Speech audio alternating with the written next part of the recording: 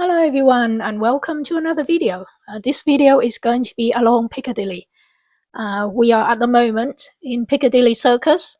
I'm going to start the walk from here and I'll be walking to the other end, not all the way to the end, but kind of about halfway down Piccadilly up to the point where the Japanese embassy is located, and then I'll be turning around and come back here. So it's basically a big circular walk around Piccadilly. Piccadilly is right bang in the centre of London. Very popular, always very busy, mostly with tourists, I think. And it's also a very busy commercial area. You always find people around this place. So it's a long walk, and let's get started. Here are information about Piccadilly on Wikipedia. It's fairly long, but here it is. Piccadilly is a road in the city of Westminster, London, England, to the south of Mayfair, between Hyde Park Corner in the west and Piccadilly Circus in the east.